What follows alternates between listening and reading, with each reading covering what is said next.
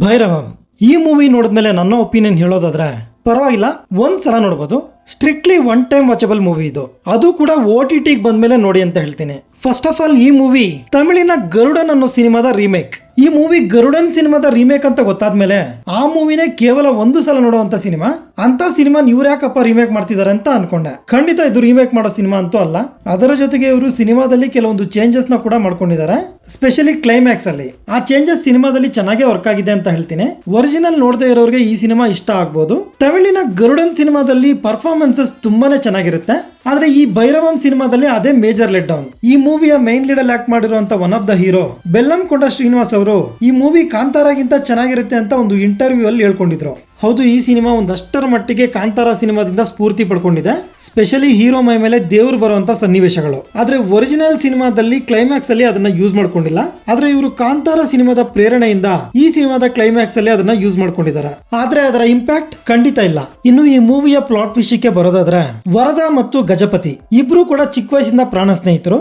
ಇವರಿರುವಂತ ಊರಲ್ಲಿ ಒಂದು ಶ್ರೀಮಂತ ದೇವಸ್ಥಾನ, ಆ ದೇವಸ್ಥಾನಕ್ಕೆ ಸಂಬಂಧಿಸಿದಂತ ಒಂದು ಪತ್ರಕ್ಕಾಗಿ ಇವರಿಬ್ಬರ ನಡುವೆ ಮನಸ್ತಾಪ ಉಂಟಾಗುತ್ತೆ. ಕೊನೆಗೆ ಅದು ಯಾವ ತರ ಎಂಡ್ ಆಗುತ್ತೆ ಅನ್ನೋದೇ ಸಿನಿಮಾದ ಒನ್ ಲೈನ್ ಸ್ಟೋರಿ. ಈ ಮೂವಿ ರಿಲೀಸ್ಗೂ ಮುಂಚೆ ಮಂಚು ಮನೋಜ್ ಹಾಗೂ ಈ ಮೂವಿ ಡೈರೆಕ್ಟರ್ ಇವರಿಬ್ಬರ ಸಪರೇಟ್ ಕಾಂಟ್ರವರ್ಸಿಗಳಿಂದ ಈ ಮೂವಿ ಒಂದು ರೇಂಜ್ ಗೆ ಅಟೆನ್ಷನ್ ಅನ್ನ ಪಡ್ಕೊಂಡಿತ್ತು.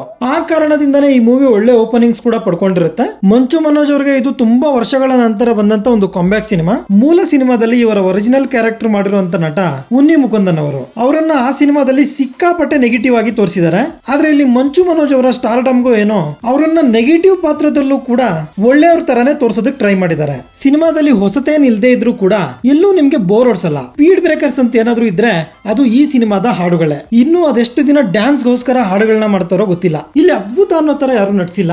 ಬೆಲ್ಲಂಕೊಂಡ ಶ್ರೀನಿವಾಸ್ ಅವರಿಗೆ ನಟಿಸೋದಕ್ಕೆ ಸಿಕ್ಕಾಪಟ್ಟೆ ಸ್ಕೋಪ್ ಇತ್ತು, ಆದ್ರೆ ಅದನ್ನ ಅವರು ಕಂಪ್ಲೀಟ್ ಆಗಿ ಯೂಸ್ ಮಾಡ್ಕೊಂಡಿಲ್ಲ.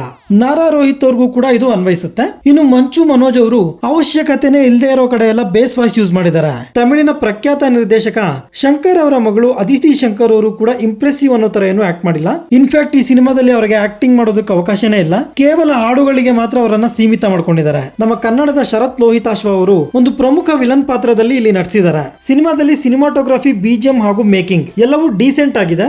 ಓವರ್ ಆಲ್ ಹೇಳೋದಾದ್ರೆ, ನೀವು ರೂರಲ್ ಆಕ್ಷನ್ ಡ್ರಾಮಾ ಸಿನಿಮಾಗಳನ್ನ ಇಷ್ಟಪಡೋರಾದ್ರೆ ಈ ಸಿನಿಮಾನ ಒಂದ್ಸಲ OTT ಬಂದ್ಮೇಲೆ ಟ್ರೈ ಮಾಡಬಹುದು. ಮೂವಿಯಲ್ಲಿ ಯಾವುದೇ ರೀತಿ ಅಡಲ್ಟ್ ಕಂಟೆಂಟ್ ಇರಲ್ಲ, ಆರಾಮಾಗಿ ಫ್ಯಾಮಿಲಿ ಜೊತೆ ನೋಡಬಹುದು. ಸೊ ಇದಾಗಿರುತ್ತೆ ಭೈರವಂ ಸಿನಿಮಾದ ಬಗೆಗಿನ ನನ್ನ ಒಂದು ಒಪಿನಿಯನ್. ಈ ವಿಡಿಯೋ ನಿಮ್ಗೆ ಇಷ್ಟ ಆಗಿದ್ರೆ ಒಂದು ಲೈಕ್ ಕೊಟ್ಟು ನನ್ನ ಚಾನೆಲ್ ನ ಸಬ್ಸ್ಕ್ರೈಬ್ ಮಾಡ್ಕೊಳ್ಳಿ. Thank you.